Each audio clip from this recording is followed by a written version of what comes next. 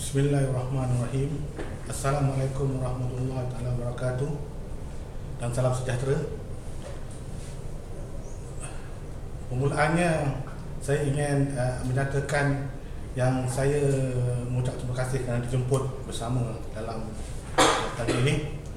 Dan pertama-tamanya saya nak menyatakan sebelum saya memulakan kepada yang lebih besar lagi, saya nak menjelaskan tentang apa itu kejayaan, apa itu dunia dan apa itu akhirat. Kalau saya katakan kejayaan itu ialah sesuatu yang kita perolehi, adakah hadirin setuju? Apa yang kita dapat, adakah setuju? Setuju. Okey, dari pandangan Islam, dia nak dalam ajaran yang syumul, agama nak umatnya tak nak pergi ke neraka tapi pergi kepada syurga. Jadi kejayaan yang ingin oleh umat Islam ini ialah, kalau oleh kata tadi saya cakapkan kejayaan ialah apa yang kita perolehi, ya? Okey, seorang student universiti dapat cemerlang, terlalu hebat, lepas tu dia akan dapat pekerjaan yang baik, tetapi masa belajar dia ambil sambil level, buat maksiat. Yang perempuan pula tak pakai tudung, lepas tu menipu, menjongkok profesor nak dapat makan lebih, lalu dia dapat berjaya, dia dapat poin dia last kali berjaya. Jadi disanjung itu adakah kejayaan yang hakiki? Okey, saya mengatakan satu, kejayaan itu ialah apa yang kita lalui. Setuju ke tidak? Okey, mengikut kepada buku Profile of Success yang ditulis oleh Sandra Maggie Johannes, memang betul. Kejayaan itu apa yang kita lakukan. Dan kejayaan itu adalah bukan secara kebetulan, tetapi dengan sikap kita, dengan cara kita berfikir, cara kita bertindak. Itulah kejayaan yang sebenarnya yang akan pergi kepada hakiki. Yang hasilnya itu ialah hakiki. Hasilnya itu. Tetapi kejayaan itu adalah perjalanan dia menjalankan apa yang dikatakan dalam kehidupan itu. Kemudian tu kejayaan yang berterusan ialah kejayaan itu ialah yang pelakon yang berterusan sehingga mencapai matlamat yang wajar. Okey. Saya mengatakan tentang dunia ini. Dunia ini mengikutkan kepada kamus Arab lisan, berasal daripada perkataan duwun, maksudnya hina. Ada lagi satu perkataan ialah dana'ah, iaitu hampir. Jadi dari perkataan itu jelaslah dunia ini hampir bagi kita. Kita hidup di dalamnya, mengalami kehidupan dalamnya, maknanya dia hampir lah. Sedangkan akhirat itu jauh. Dan kita sebagai umat Islam ada satu rukun iman kita percaya pada akhirat. Akhirat itu ada, akhirat itu selepas kematian. Dan jangan lupa selepas kematian di akhirat kita ada lagi satu alam barzakh. Okey. Jadi sekarang ni saya nak mengupas tentang kejayaan dunia dan akhirat ni. Saya nak memulakan pada kejayaan dunia. Kejayaan dunia ada dua persoalan yang saya nak timbulkan. Kejayaan dunia yang semata-mata dunia, dan kejayaan dunia manfaatnya untuk akhirat. Dan lepas itu saya akan kupas tentang kejayaan akhirat. Itu pula persoalannya ada dua. Persoalan yang pertama, pengkhususan akhirat. Yang kedua, kejayaan akhirat ni melalui pelakuan di dunia. Okey. Kita nampak yang kedua tadi yang dikatakan kejayaan di dunia untuk akhirat dan pelakuan di dunia apa sama kan? Tapi kemungkinan sama tak serumpun tak seikat, dan mungkin ianya seia tak sekata. Okey, saya buka kepada pertama tentang kejayaan dunia. Kejayaan semata-mata dunia banyak orang bukan Islam buat. Kejayaan yang dunia ini banyak yang dibuat. Contohnya kalau dari segi zaman jahiliah dulu. Zaman jahiliah dari dulu sehingga kini dan kemungkinan selepas ini.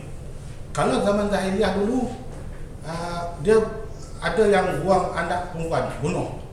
Habis sekarang dia teruk, ada lelaki boleh bunuh. Bukan kata anak perempuan. Yang ke depan kita tak tahu. Kalau ada mak bapak mungkin dia bunuh.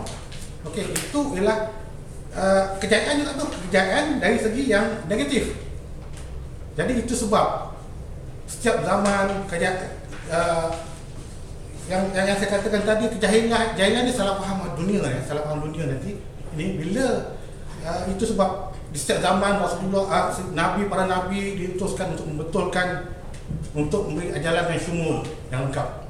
Okey, kita lihat kejayaan yang hakiki dunia, kita lihat cuma yang Thomas Edison yang buat mentor lampu kita. Kemudian tu cuba kita lihat kalau yang lain pula, kita tengok Henry Ford buat kereta.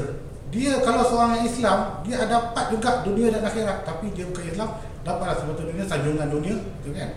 Tapi kalau dikatakan dunia ni, kejayaan dunia untuk akhirat, dia ada batas-batas yang kita kena lalui. Di mana syariah menentukan halal, haram, wajib, sunat dan harus. Segala perlakuan kita tu ada sandaran-sandaran yang syariah tentukan.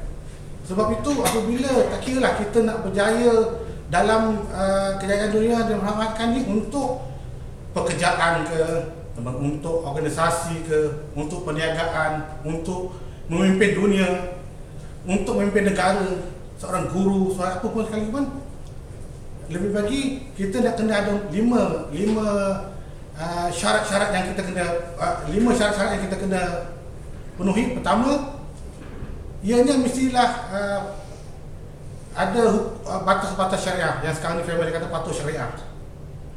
Yang kedua, niatnya mesti ditujukan kepada Allah Subhanahu Wa Taala. Yang ketiga, pelaksanaannya mesti mengikut batas-batas syarak.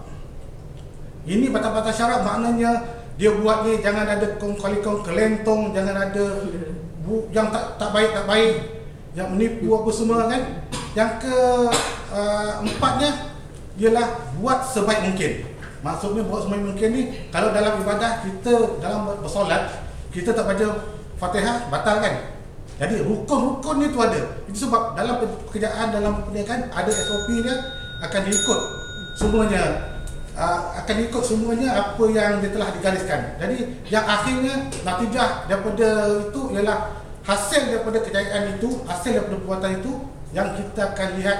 Janganlah digunakan untuk benda-benda yang tak baik. Jadi yang peringkat yang kedua yang saya ceritakan tadi tentang kejayaan di dunia tetapi manfaat untuk akhirat. Jadi kalau kita lihat segala pelakuan kita kena jaga sifat-sifat mahmumah kita. Jangan kita buat sombong, iri hati, bongkak, mengadu domba. Yang itu semua yang itu kita jangan buat, baru kita boleh dapat kejayaan di akhirat. Dan juga kita juga kena buat sifat-sifat mahmudah, menolong orang, sifat berdikari, bekerjasama dan buat kebajikan. Jadi yang itu yang saya katakan apabila kita mengatakan kejayaan dunia untuk akhirat ni. Dan yang akhirnya apabila saya mengatakan pelakuan di dunia ni, lihat bagaimana Rasulullah membuat kejayaan tangga demi tangga kehidupan apabila dia meletakkan pada perkara pada dunia ini hina di hati dia. Kemudian tu dan saya nak jelaskan yang terakhirnya apabila kita melihat sahabat-sahabat telah memberikan pandangan yang baik tentang kehidupan di dunia yang dimanfaatkan ke akhirat, di mana dia mewakafkan, menolong orang miskin. Jadi itu yang saya dapat bagikan, yang saya boleh rumuskan ialah apabila kita nak buat sesuatu itu, kita etikat kita kena betul dan kita kena capai matlamat akhirat kita walaupun kita duduk di dunia. Sekian, terima kasih.